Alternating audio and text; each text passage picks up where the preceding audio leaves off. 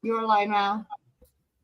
Hey, everybody, I'm Eric Westrich. I am the director for the Center of Governance on the alien world planet Ike, and we're here today with Lightning Works founder Jeff McCabe to find out why collectible digital comics are so exciting and what you can do to get involved. So, first, Jeff, tell us something about you that would most surprise our audience.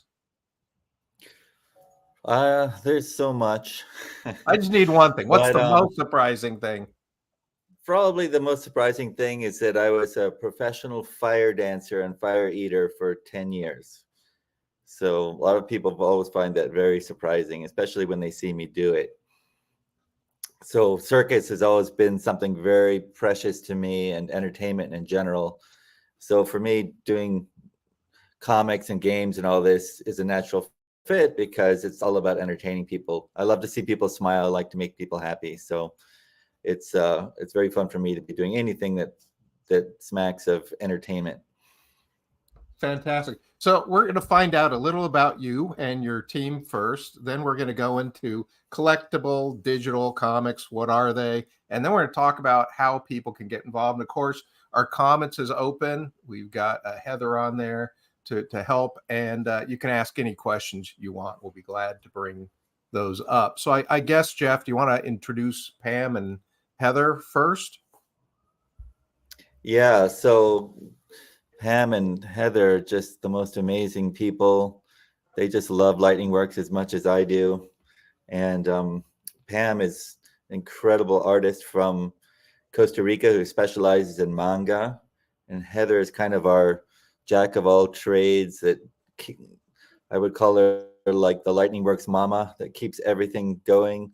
She's always the one that's reminding everybody what they need to do, where they need to be, making sure things are organized and done right.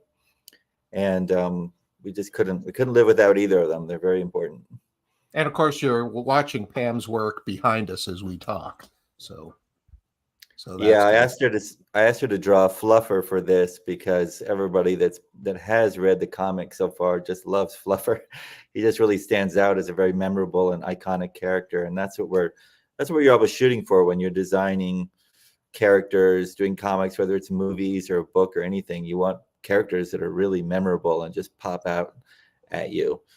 That has to do with their behavior, the emotional connection, the way they look, and their name. All of it's important. So Jeff, let's start with you. You're busy fire dancing, and you suddenly get this passion for comics. Was that something that you had since you were a little kid, or were you interested in blockchain and went, oh, comics would be good? Take us back to the first time really when you realized that comics were a passion for you. What were you doing? Who were you talking with when you went, holy crap, comics are really something I'm excited about? So my mom is a Pulitzer-nominated poet, and I was raised with this sort of idea that the written word is extremely important. Storytelling is really important.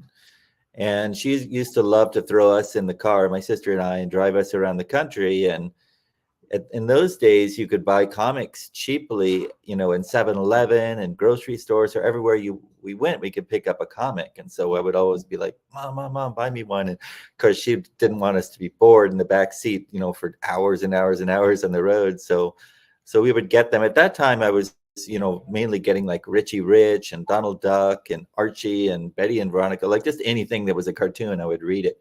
And I liked and loved all of it. And it wasn't until somebody sort of turned me on to the superhero comics, especially the X-Men, and somebody gave me some X-Men in junior high school that just like completely changed my life because the stories were so good, and they still, like, the particular story that was given to me at that time was the one that they actually later on turned into the X-Men movie series. Like, it was like everybody knows that this particular set of Chris Claremont X-Men were the best ever written, and maybe the best comic books ever written. But it was very life-changing. And I remember going to my mom and be like, Mom, you should read these comics. They're really good. The stories are really good. I didn't know why they were good. I just knew they were very emotionally affecting, right? And I remember sitting around with my friends, talking to them about how sad it was that someday we were going to have to grow up and we weren't going to be allowed to read comics anymore, because like adults are not allowed to read comics, right? Of course, what happened is my generation that was very kind of awakened by these amazing stories that were told by Chris Claremont and Frank Miller and these incredible stories that changed the comic book world. My generation brought the comic books up, right? We took them with us. And so now adults still read comics, and a lot of the people are still, you know, into the X-Men and Batman and these things that were so good. I mean, people became very, very attached to these characters. I mean, Batman was not a cool character until Frank Miller changed Batman. He was like a goofy dude that with the Joker was like the whole thing was kind of a joke, right? And Batman came along. The new Batman came along with the way Frank Miller made him more of a darker character and did the incredible job, and it really changed everything with comics. And since then, so many really amazing writers have come along, and unfortunately that whole thing has really gone down the toilet in the last few years. And with Marvel and DC both being sold to really big companies that only care about profits, they don't care about the legacy of the importance of telling great stories with comics. And so I saw this incredible opportunity with Lightning Works to kind of go back to the 80s, and I understand what was really great and about the way the stories were told back then. Great storytelling never gets old. It's always going to be with us, whether it's AIs writing it or whether it's writers or a combination. People always love stories because our brains are made up of stories. Our brains literally are designed to hear a story from somebody else that tells you like where the tiger is, where the food is. And if you don't understand that story and what it means, then you die, right? Like our brains, our survival was dependent on understanding the stories told by people in our tribes. So it's very important to us. We communicate by stories. Just sitting at a bunch of facts is boring. You lose interest. You don't remember anything unless your facts is tied to some context that a story gives you. It's not. And exactly. By the way, I remember those. I remember those road trip comic adventures when we would go in, and my dad would buy whole packets, and my brother and I would be trading. You know, we'd read one and switch with each other, and we spent a lot of time. My parents were in there because we would tell the stories of the comics to my parents who were driving. Oh, you got to read this one. I think you had to have Mad Magazine in that. Oh, I love Mad Magazine too. Yeah, and Cracked. So Lightning Works. When and how did you start Lightning Works? What was the major driver for you starting that, and who was with you when you started Lightning Works? So, you know, I'm the founder of Divi, which was a cryptocurrency. We started in 2017. We did an ICO, and at the time it was the number 8 biggest in the world. We raised $2.6 million at the time. And during our ICO was almost destroyed by crypto kitties that came and flooded the Ethereum blockchain. And it really opened my eyes to NFTs and what they could do, that it wasn't just, it wasn't the way I thought about NFTs. I had been working, actually, Divi, we had the founder of Namecoin was on our team at the time, and Namecoin created the first NFT. So I knew about NFTs very, very early, but I thought of them as colored coins and other things. And when I saw CryptoKitties, I realized that we could do art. And I was thinking, you know, at the time, like, oh, this would be perfect for comic books, because at the same time that was happening, Marvel and DC started sort of saber rattling and saying, you know, we may not be printing comic books anymore. We may just be making movies. Everybody's freaking out in the comic book industry. And I was like, blockchain solves this. You know, we can make these comics scarce digitally and people can still collect them globally. It was like this incredible opportunity. And once I started doing all the research, I realized that this is like $1 trillion opportunity. When you really add up the value of all of these cartoon-based characters and story universes, there are probably 10 of them that are worth 50 billion or more, you know, from Winnie the Pooh, which is like number 2 or 3 biggest. It's bigger than Marvel. There's Hello Kitty, which is number 1 or number 2. There's Pokemon. So many of these are based on comic book stories or on cartoons, and some of them are worth $100 billion. Or, I mean, just gigantic, right?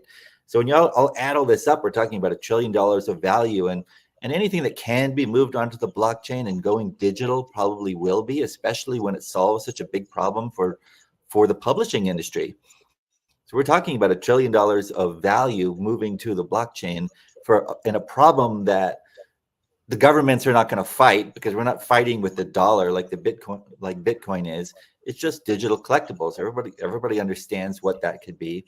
There's nothing getting in the way of that except the real difficulty of collecting this stuff in a digital format. And so we've taken years and years to solve all these problems. So, for example, our comic books and lightning books, you can collect them right within WhatsApp, right within Telegram. You do not need to download a reader app. You don't need to download a Lightning Works app. Everything works between our website with the web app and chat apps. So it makes it really easy. I mean, you can get a comic book and you can send it to your friend. All you need to know is their phone number, and they're going to get the comic. So we've taken all the friction out of it, made it really easy. You can buy with a credit card, you can buy with crypto, you can sell it for crypto, get paid in cash right in your bank account. And we have all these different pieces that are, it's taken years and years and years. And at this point, almost $3 million of my money to make this happen, but we're almost there. And so Alien World just came along at the right time, and I thought, this is the biggest gaming app in the world. It would be a great partner. And so we started talking. I had met Max and Lisa, and one by one, all these amazing people in the Alien Worlds team, and really especially talking with Kevin Rose, the CMO. He really motivated me because he really understood what we're doing. He understands the value of stories and of characters and of doing it right, and how much that could really help the Alien Worlds universe, because they have this whole, Alien Worlds has all this building on this lore, but lore is not very useful without a really good story behind it. All this lore around Star Wars is really popular because people are so attached to the story of Luke Skywalker and Princess Leia and Han Solo, and these characters that suffer and win, and they go through this whole hero's journey that's so important. You can't and now we want to hear these heroes' journey in every format known to mankind. We want songs about them. We want comics. We want games. We want videos. We want movies. It plays. You can imagine like the fluffer theme song, right? I have a lot of musician friends, and I was like, could you write a theme song for some of the characters? What would the vibe be? But I'm looking here at Fluffer on there. He's kind of this giant. He's kind of a cross between a capybara and a rabbit, but he's an alien that's based on the planet of Kavian, and he's sort of a bio-enhanced version of that a mad scientist created, and he's a really cool character, and he's really very much like any character I've ever seen, which is one of the reasons I think he's going to be very iconic. People just love him about the role of Lightning Works. And all this stuff, you've got infrastructure, you've got marketing, you've got creation, you've got production, you've got where does Lightning Works fit in all that? What is the primary role you do? So the important thing is there's this, right? There's the market. There's 8 billion people. Almost everybody has a cell phone or access to one now. They're looking for stories, and everybody around the world loves Spider-Man. They love all this kind of stuff. People love stuff from other countries. They love learning about other cultures through their stories. And on the other side, you have content creation. Content creation is undergoing a revolution right now because AI is coming in, and it's going to be helping people to move faster. People that couldn't make comic books before are going to be able to do it. It's going to help people with script writing. It's really good for research. It saves so much time as opposed to, say, Google to try to do research. So you've got all these different methods of creating stories and creating comics, and all these tools, and those tools are advancing really, really fast. But what we don't have is a way for all those creators to take their product to market. And so what Lightning Works is really doing is being the part that's in between the creation and the market of the buyers, right? So what we're creating is all these tools that help you put those things on the blockchain in different ways, market them, advertise them, put together teams of people to help you so you can reward them using blockchain, so everybody gets paid with royalties, because that's a big problem in these kind of industries. Is the artists have to fight with the studios to get paid, and they don't want to pay them, or they. So if I'm listening to you right, your number one goal is to make sure artists can focus on what they do the best, creators can focus on what they do the best, and create.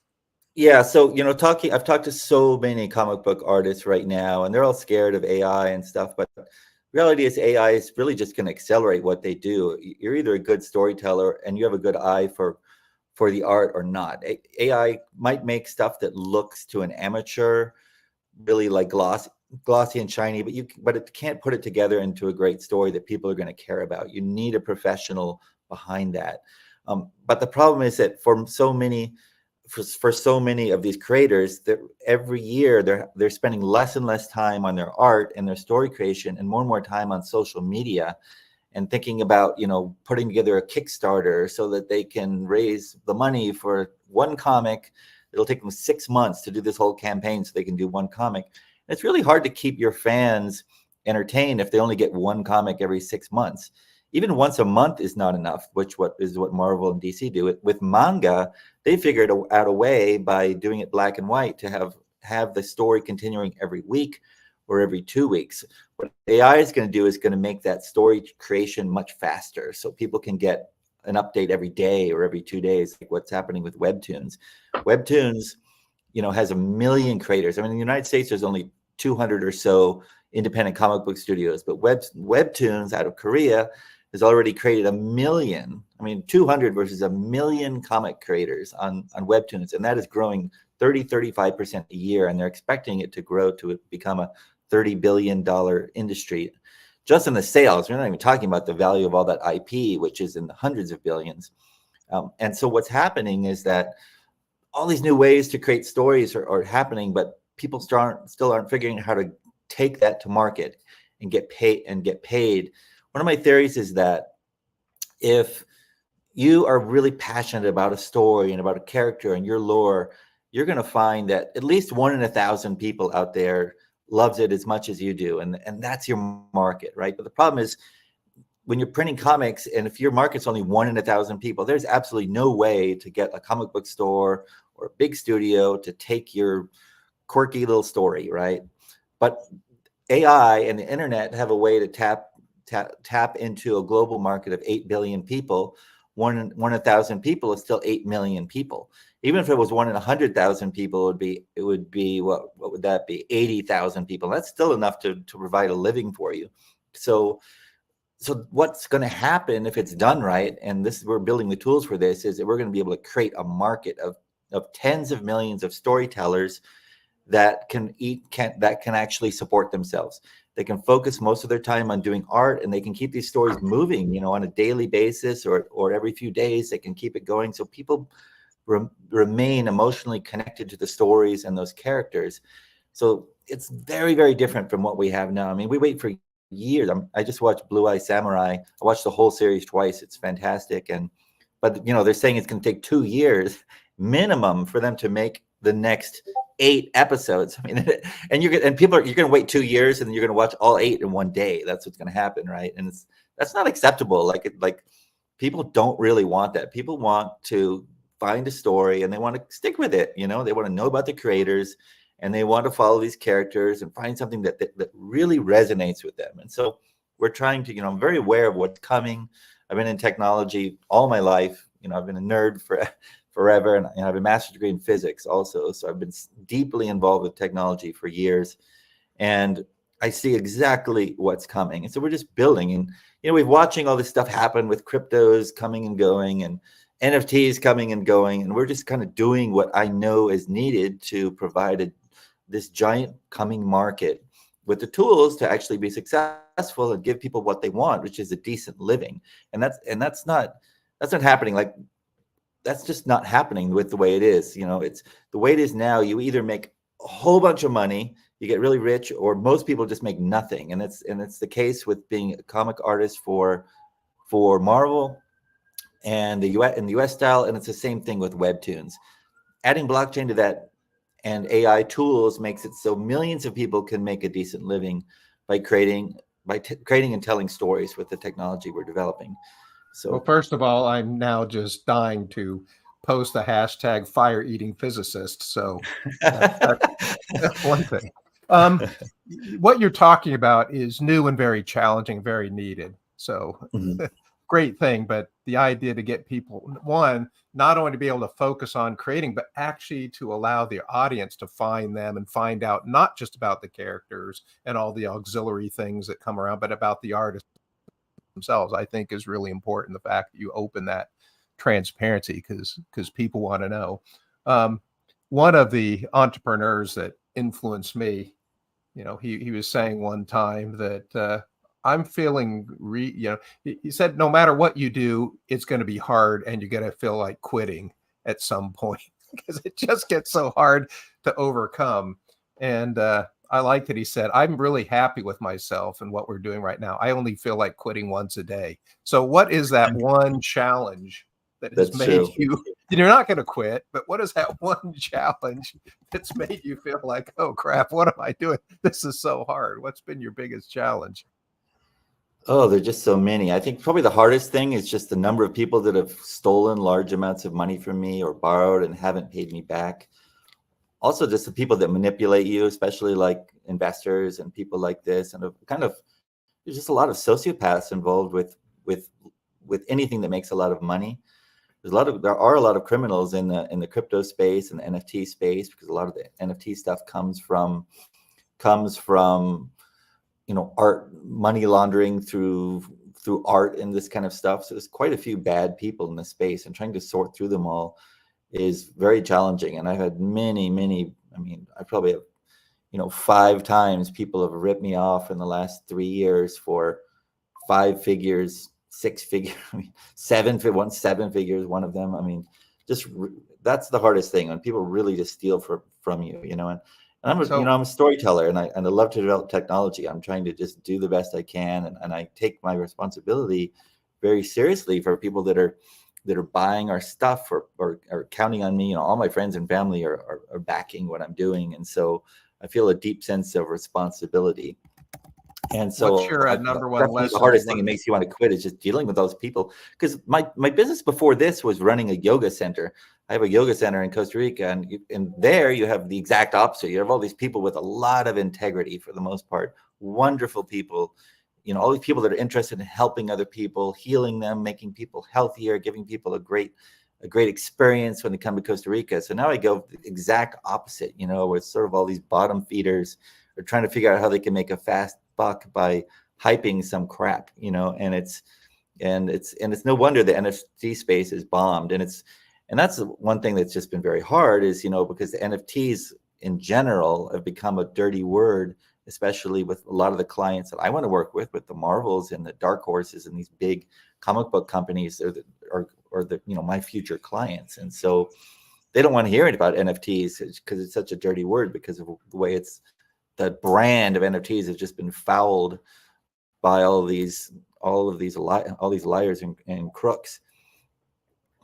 Well, if you look at the Gartner hype cycle, they said everybody has this inflated expectations of, oh, NFTs or whatever is going to save the world, and they find out it doesn't. It turns the exact opposite. You say, oh, this is evil, horrible, never going to work, and then people go, okay, it isn't what we thought it was, but it's really good at this, and it starts climbing back up. So it's kind of good that it's gone through that trough, because you got to get that over with. It's going to happen sooner or later with so much hype. When anything's hype like that, when people realize the hype isn't there, they become completely disillusioned, as opposed to saying, oh, this isn't quite right. So there's that correction, which is good. What's the number one lesson learned that you've had from learning to protect yourself? Well, I would say that you really just have to find really solid people.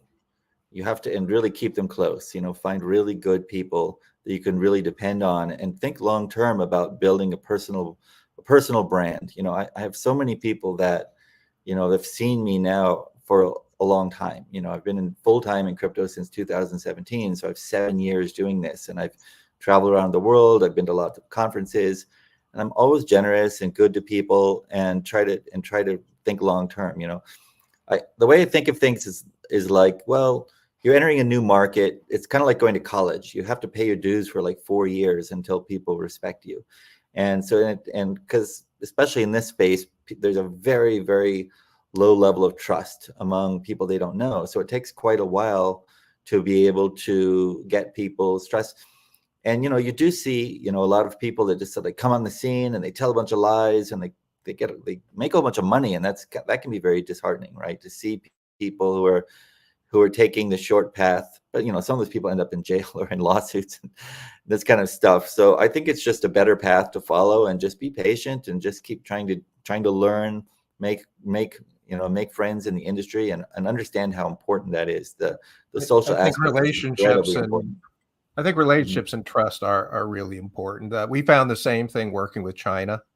Mm-hmm. Contracts mean nothing sometimes. It's Right. that personal relationships is the only thing that keeps some of our Chinese relationships going. And we found the same thing in a startup.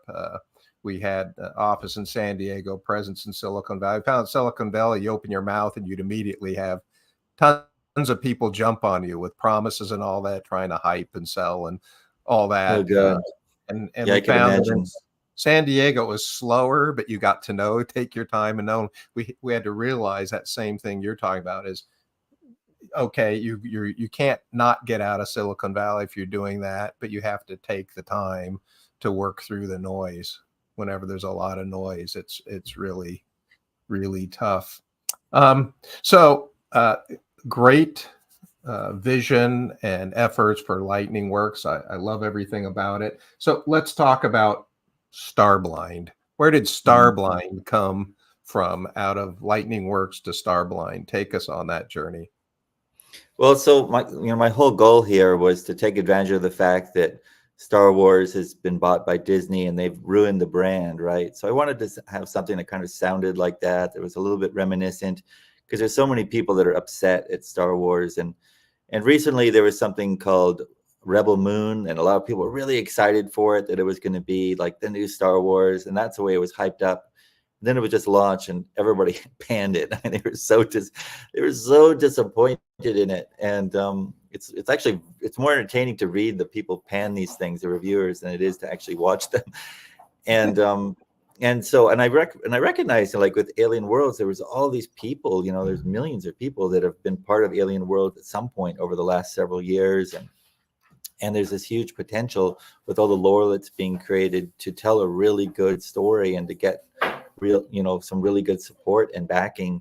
Because there's all there's DAOs, there's galactic hubs, there's Dakoko, there's all these different entities, right? And so Alien Worlds has this huge potential because of the vision of the founders and all the excitement among all of the people that have stuck with it through all the bear markets and all this kind of stuff. So I really resonated with Kevin Rose and with a few other people that are part of the ecosystem. And so I really I thought, I decided to really put a lot of time into this. I got a grant. It was only $5,000, and I probably spent $25,000-$30,000 of my own money doing this, let alone like all my personal time and all the, I could have been pursuing other stuff, but I put a tremendous amount of passion and heart into doing this for Alien Worlds, because I see the potential, and I'm hoping to get, a much bigger deal to actually tell like a Star Wars trilogy for Alien Worlds that has, a whole series of comic books. It goes over 2 or 3 years. It becomes sort of the backbone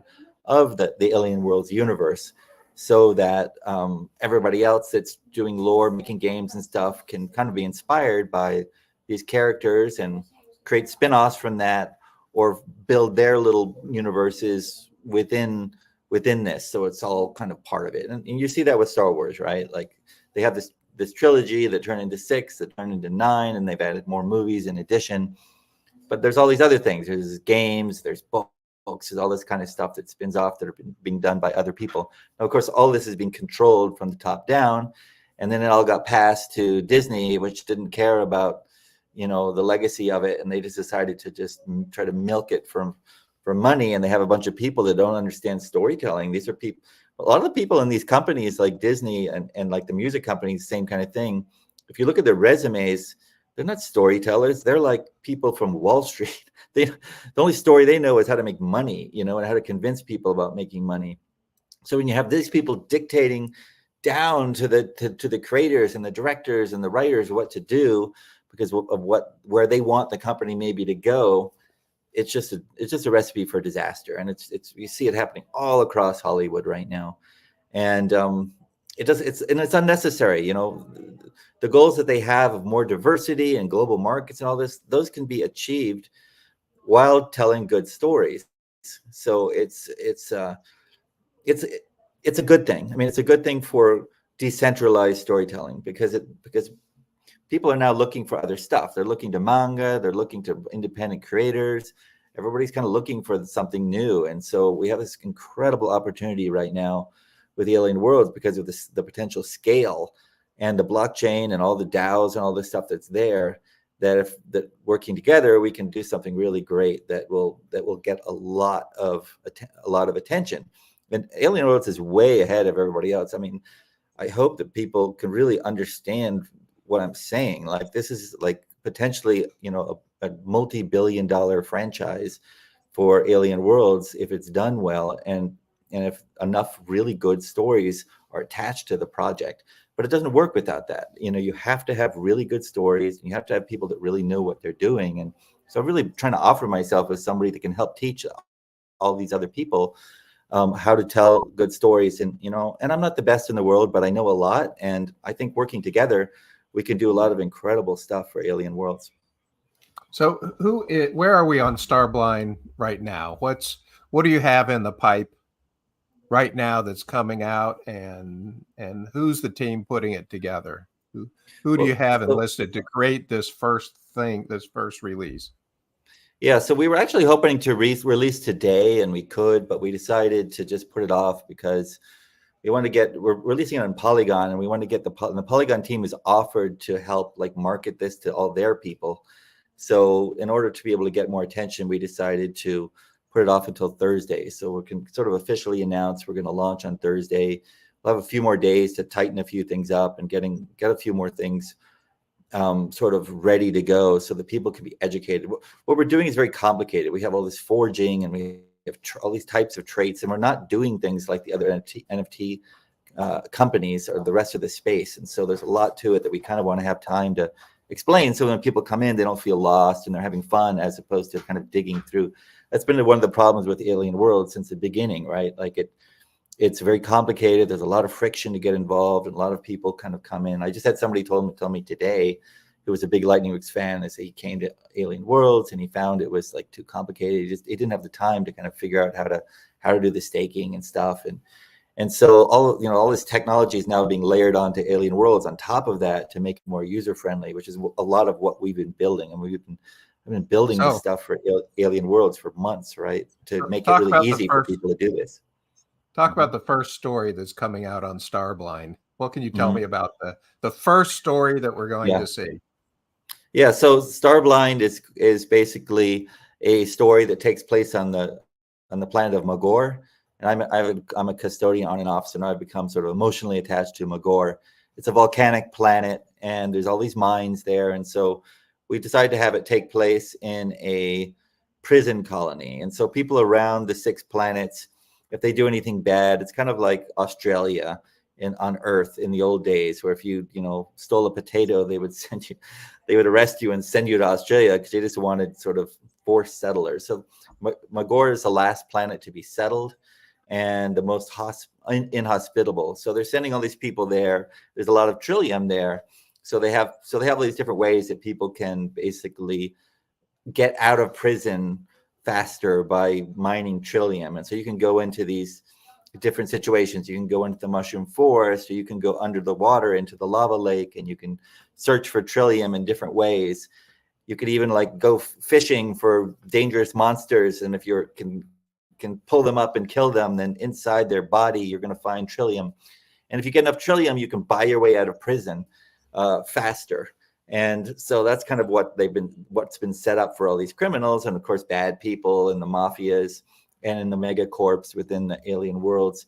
They can get rid of their enemies by sending them to Magor. So there's a lot of interesting storytelling potential here for this, and it aligns really well. And so all my friends, part of the lore creation and Kevin Rose and people, they love the idea because it aligns so well with this idea of trillium being the thing that everybody wants. And and there's like a gladiatorial ring, which is actually this picture here that shows Fluffer. He's actually in the gladiator ring. It's a little foreshadowing for what will happen later in the story.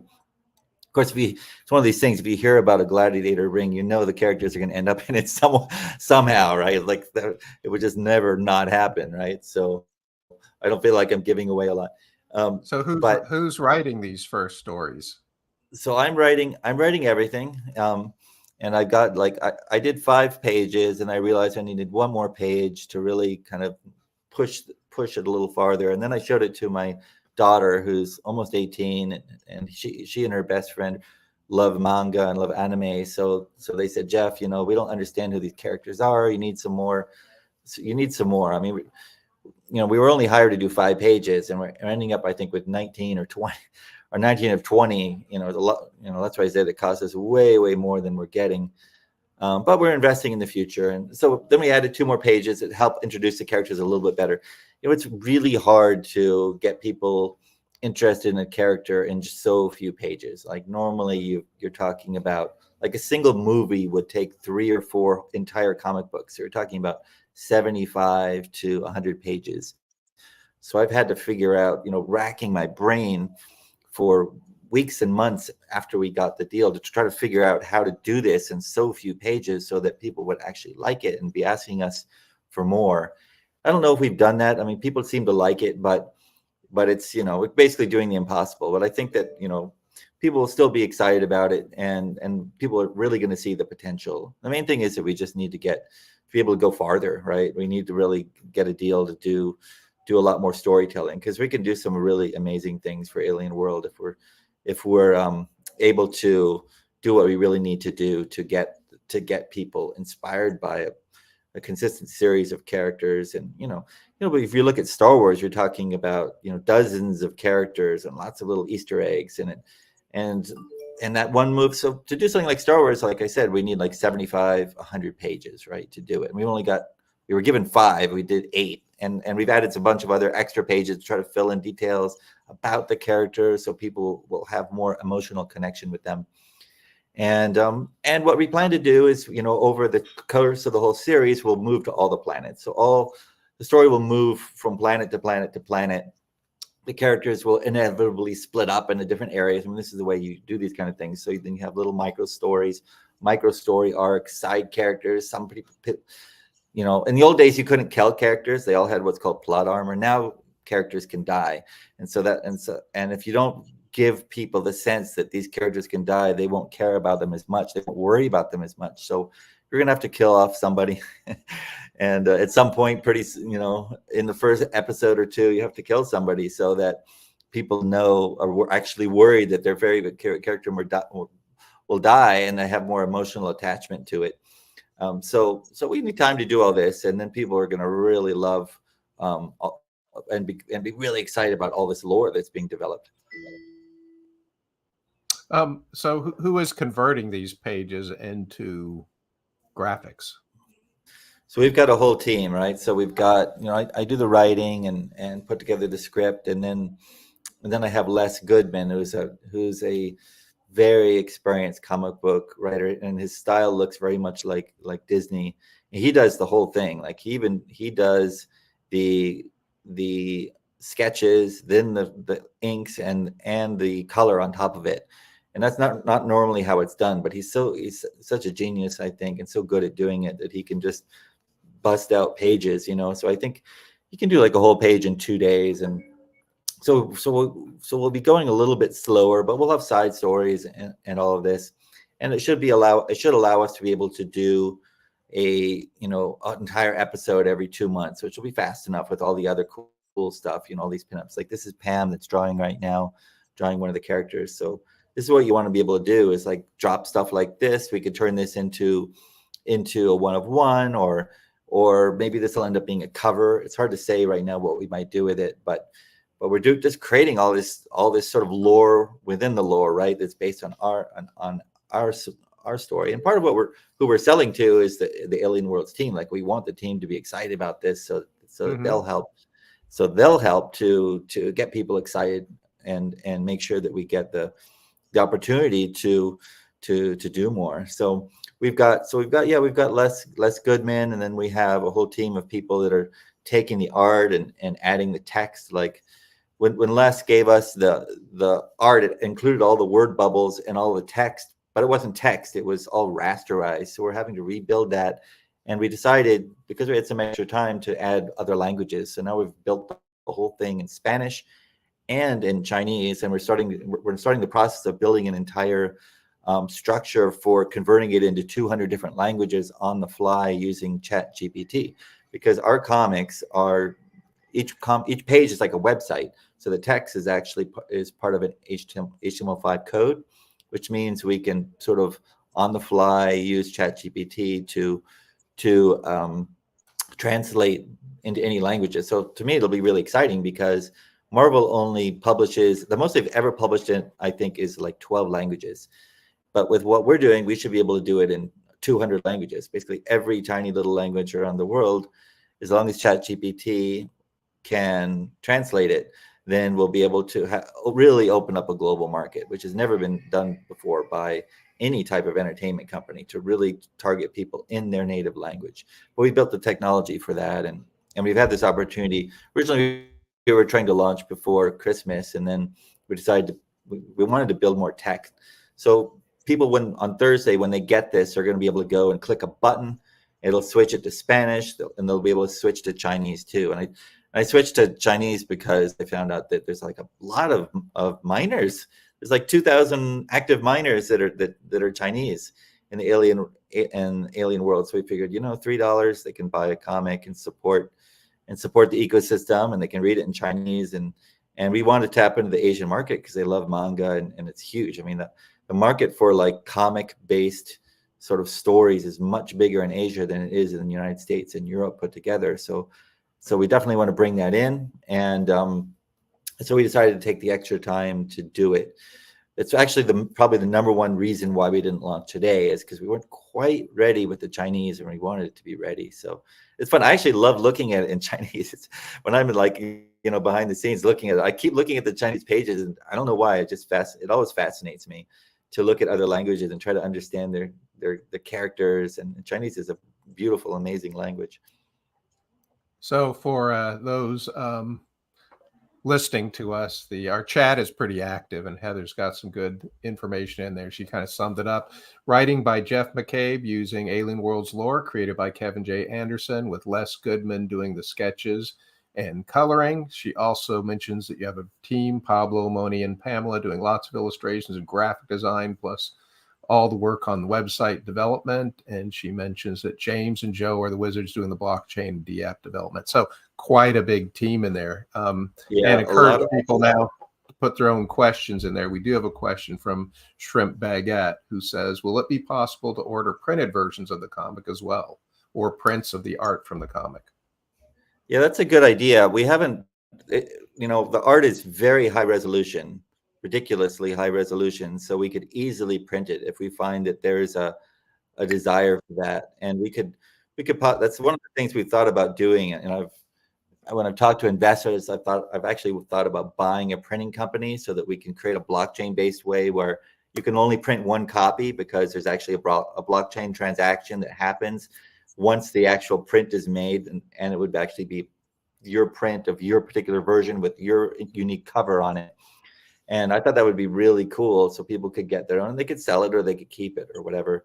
I think for the most part, though, there's just not that much call for printed ones. I mean, it's actually, really fun to have it printed. So we'll have to look into that, but it's quite an ordeal. So if enough people approach me and say they're willing to pay for it, it's probably going to cost, unless we do thousands, it's probably going to cost like $15 each or $12 each to print them. We'd have to get all the names and send them, and they'd have to be, printed one by one on demand and then shipped one by one to everybody, right? There's a lot behind that. There are comic book printing companies that do this for Kickstarters and that kind of thing. So it could happen. But also the thing that you can do, Shrimp, is that you can just screenshot it, right? And you could print it out yourself, or because of the resolution of these is 7,500 pixels tall by 5,000 wide, which is, you could basically print it at 600 dots per inch at comic book size. So it'll be really high quality. So yeah, if there's enough people that want that, we can make it happen. Yeah, Shrimp also asked if you can talk about the different rarities of the comics. Yeah, I'm What will glad you they be asked. and what will they do? So let me start by saying that the NFT space is very different. Like when people think of NFTs, it's nothing like what we have. I realized that the NFT space is missing like this whole sort of collecting experience. And so what we're doing is not based on what NFTs are doing. It's more like digital versions of Magic cards. We used to go and buy Magic cards. We'd buy a whole stack of them and we'd go out to the car. We didn't even wait till you got home, and you'd sit there with the air conditioning on and unwrap them like junkies, literally feeling like a junkie. When you get to the last stack, you're like, oh, I'm depressed. I have nothing more to open. Go back into the comic book store and buy more, And so we wanted to recreate that sort of addictive and fun experience of seeing what you're going to get and getting really excited when you get something really rare. And that's actually more fun than the game itself. And so I thought, okay, how can we recreate that with comics and make it so that people have a lot of excitement actually sort of unwrapping the comics and seeing what they get, and there's more of an interaction with the comic and with this sort of participatory thing. Like when people collect physical goods, it's very different than NFT. With NFTs, you buy them, you don't organize them anyway. They're just there. You go to OpenSea and you just see them, and they're displayed the way OpenSea wants to display them. And there's nothing you do with them. You can't play with them in any way. So with this, I wanted to make it so that people can get them, and they have this whole experience of collecting. And like you can't see it now, but we have a beta version of our marketplace where you can actually, like in your collection, move them around and you can interact with them in different kinds of ways. It's actually fun, and you're going to be able to display them the way you want and sell them the way you want in the marketplace, as opposed to the way OpenSea or one of these things just sort of does it alphabetically or numerically. You can organize them the way you want, and you'll be able to put little advertisements and do all kinds of cool stuff and add your own creativity to the sales process. So when you get these comics, they first come packaged. You don't know what tier you have. You don't know if you have any rare traits. So you just have it packaged, and you can sell it to somebody that way, or you can unpackage it. So what happens is you go through the first process of unpackaging, and at that point you learn what of 5 tiers you're going to get. So you can go from common to legendary. There's common, uncommon, rare, epic, and legendary. 5 tiers. Now there's 4 more other special tiers you can only get through forging. So the way you get with forging is if you take 2 commons or 2 legendaries, you can forge them together. One of them gets burned, and the lower mint number gets recreated by the blockchain with a new cover and another higher tier, and you can move up tiers. So if you keep doing this, you can get all the way up to apocalyptic, which is the highest one. And we're going to have a contest over the next 30 days from Thursday when we launch. We're going to have 30 days. Anybody that can forge or obtain a apocalyptic tiered comic is going to be entered into a contest, and one of those people is going to get a very valuable quantum drill from the I guess it's Galactic Hubs or Dakogo. Somebody from that alien world somehow is doing this contest, right? It's not us doing it; they're doing it, and so they're going to encourage people to learn about forging and do this. Now, in between there's still all this other fun stuff that happens. So after you get your tier, you then don't know what cover you have. So then you can do what's called a reveal. So you reveal what cover you have. So you may have already found out that you have a rare, but you don't know what the cover is. So then you basically do the reveal of the cover, and it's going to generate for you a unique cover. And the cover is going to have between 1 and 4 characters in alien worlds. The way it works is that everybody gets fluffer on the cover, and then there's a 90% chance to get the other 3. And so most likely you're going to have all 4, you're going to have 3. It's only 1 in 100, I think, that only 1 in 200 that has only fluffer on it. And then each character has their own set of traits. So they have different hair colors, different fur colors, different weapons they're holding, and a lot of those have like 10 or like 10 tiers of rarity. So there may be only like 1 in 1,000 or 1 in 5,000 chance of getting one of the characters holding a particular weapon. And And so there's this incredible amount of variety of different ways of getting different types of covers. And we also have an entire series of 7 ultra rare covers as well, which are styled like 80s Marvel covers, which is the best era in comics in history. So we have sort of Marvel sort of styling, and there's 7 of those, and each of those 7 gets more and more rare. So there's a 3% chance of getting an ultra rare, and then there's 7, depending on what ultra rare, they get more and more rare. So there's so many different cool things. So there's this entire ecosystem just around a single comic that's going to be really fun for people to do it. And so what we decided to do is we saw people were willing to pay like $50, $60, $100 for an NFT if they liked it. So we thought, instead of selling one comic for $60, which is what we were thinking about doing originally, especially like a #1, we thought people might pay for it because they're #1, the first ever NFT comics. We thought, let's sell them cheap so that people can buy a whole bunch, and then they can have this fun of unwrapping and unrevealing and then forging.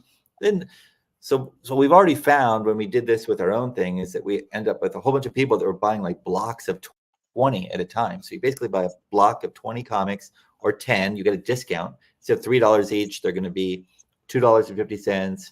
If you buy 10, and they're going to be $20 or $40 for 20. So they're $2 each.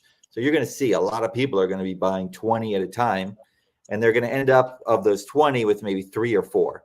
They're going to get an ultra rare. They're going to get a high tier. They're going to forge this away. So once they sell out with 10,000, the whole amount is going to be shrinking. And as they shrink, of course, they get more and more rare. That usually with collectibles, it means they become more and more valuable. I mean, it's hard to say. It's hard to predict. We can't predict exactly what the value might be. But what we've added is this sort of digital scarcity and a collapse through forging of the total numbers of the comics. And so it can contract from the 10,000 that we're starting with, it could contract into the hundreds over time.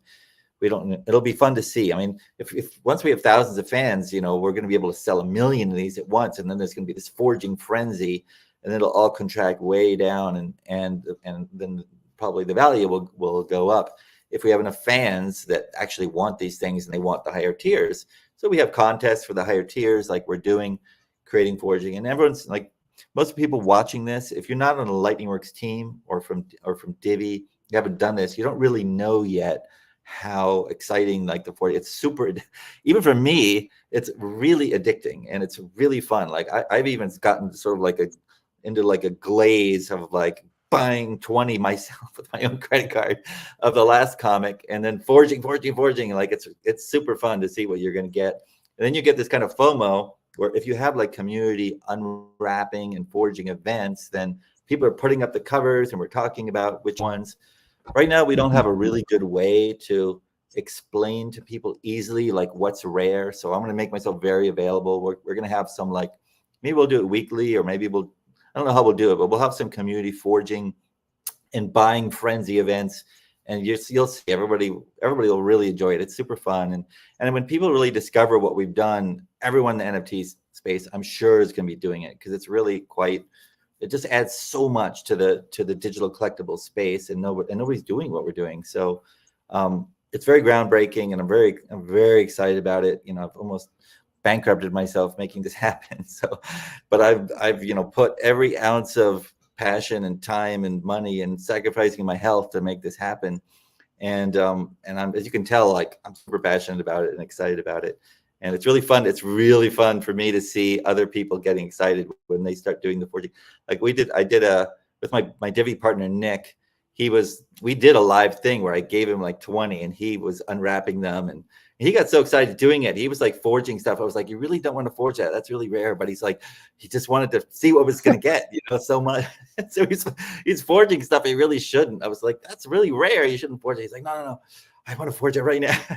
And you'll see. It's really fun. And hopefully we'll get, I'm excited about this with Alien Worlds, because Alien Worlds is full of all of these super geeky people that love stories like me, right? So there's a real potential here to get a lot of people very excited about what we're doing and for it to work. So we'll see what happens. But if we can get Polygon really pushing this as well, then I think we'll get a lot of excitement out of it. And then there's a story in the characters too, and we'll just keep doing more stuff. Boy, look at what Pam's done. It's really beautiful.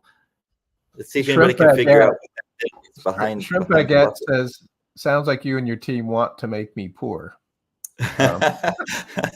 Well, they're only $2. Remember, $3. So hopefully, I mean, we really wanted people in Nigeria and in India, people. You know, we have people that work for us, and they tell us that, you know, in the Philippines, they only make $400, and they, you know, work in sweatshops, or they do customer service, and they work all night for $400 a month. I mean, even they can afford $3, right, and get on this, and maybe they'll get a legendary. And we had a lot of people on the last comic that got in and sold a lot of like legendaries and really good stuff, and made a bunch of money doing it, you know. As we're coming up on the hour here, Heather's asking if we can see some sneak peeks of the comics. Well, let's see. I probably should have arranged that. Maybe if Pam, can you hear me? I can send you something to show. Yeah, I can hear you. Okay, here. I don't mind showing people like the first 2 pages of the comic. So let me send you right now in WhatsApp. Give me a second. I'll send it to you, and then you can just display it. Okay, perfect.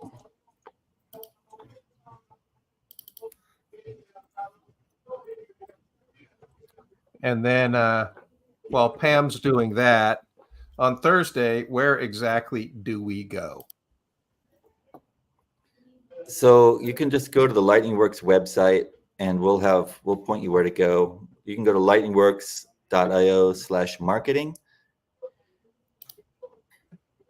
Here, I just sent this to Pam so she can then display it. So everybody, lightningworks.io. And so you can learn more about Lightning Works, and you can access Starblind, correct? Yeah, and I think if you type in NFT comics, we come up like number 3 in Google, so it's pretty easy to find us now.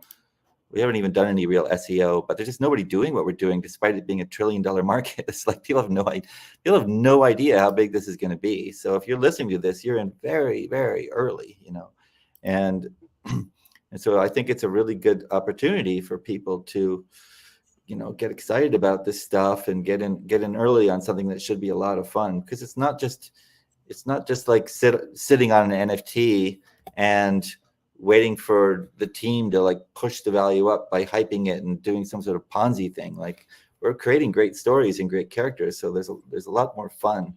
So here, she's showing it here. You can see. I'm gonna make it. You guys probably don't know, but like that ship there, that spaceship is based on the actual lore that's developed by the lore team. And so it looks just like what they've done. So we've done a lot of stuff like that. And yeah, it's really, this comic is really good. Like, I don't know. I mean, if you're not like a comic expert, you wouldn't know, but I'm telling you, like the art is really good. And all the other comics I've seen that people have tried to do in the NFT space it does not compare to the quality of what we've done here. So here you can see this sort of monstrous dude. This is in the ring, like the kind of gladiator thing. And the sword that he's carrying right there is a design that's based on what's called the splicers, which are these sort of bio sword technology that's developed by the Alton race. All this is based on the lore, right? And the guy who's getting his arm bitten off right there is a Khared. So they're one of the new races that has been created by the lore team. And then if you go down to the next one, you can see that's kind of what Magor looks like. A lot of monsters. Everywhere you go, there's monsters. And there's a mushroom forest. Mushroom forests are a big part of the alien worlds. There's a lot of big fungus and stuff, even like giant things that are hundreds of feet high, I'm told. So we're gonna have a lot of fun with that. Have to put some of that in my mushroom coffee from now on. Yeah. Coffee today. So we're kind of at the end of the hour, and I think there's been a lot of information here. I think the most important thing, of course, is lightningworks.io. Anything else you want to let everybody know? Yeah, let's see this and see if you like kind of zoom in here. Yeah, I think the main thing is that to really like, I hope people will come and do this as a team. It's really, really fun. It's really fun to be buying these things and forging them. And there's it really just wakes up so many parts of your brain at the same time, because there's stories, there's characters, there's surprises, there's, we're very passionate as a team, and that's always really inspiring to be part of a project where the founders are heavily involved and really passionate about what they're doing and really available to the community. We can still do that while we're small. When we're Disney, it's a lot harder to do that. But right now we're small, so you can have a lot of contact. Anybody that writes me, I try to write back. And we're going to add a tattoo to his back, by the way. We decided we're creating a biker gang that's based on Ike, and we're trying to figure out what we're going to call it, but it's going to be called like the Biker Angels of Ike or something like this. So, and I'm trying to involve the planet, all the different planets. So the people that are excited, we know Ike has a lot of passionate people, so we want to kind of like give them little nuggets of fun. It's not all about Magor, right? So, and I personally would like to see a cameo by the fire dancing physicist somewhere in these comics. Well, I'll send you. I can send you a link. I'll send you. I don't know.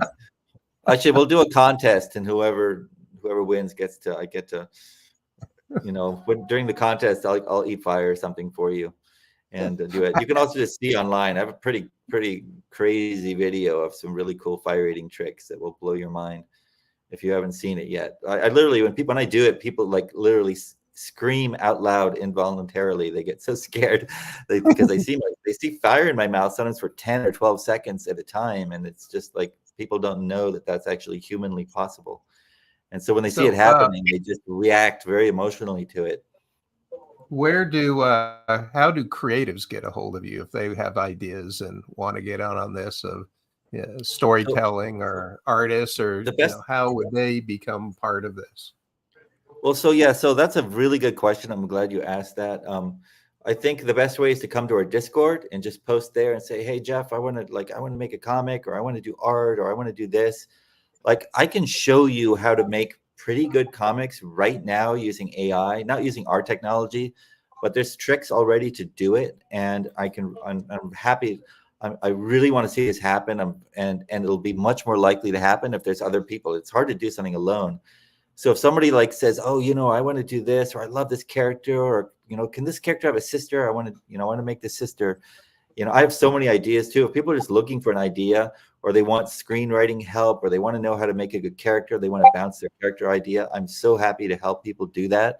And we'll you don't have to pay us anything. Like, we'll just help you, and then we'll help you launch it on our platform, because we just need users right now. We need stuff.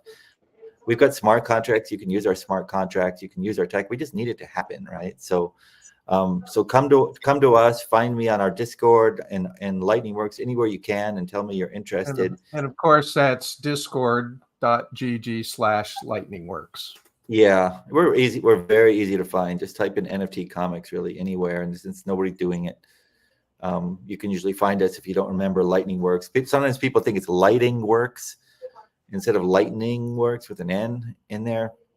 So, but I'm in a bunch of the Alien World chats, and a lot of people know me, so you can track me down very easily. Any final words for the audience?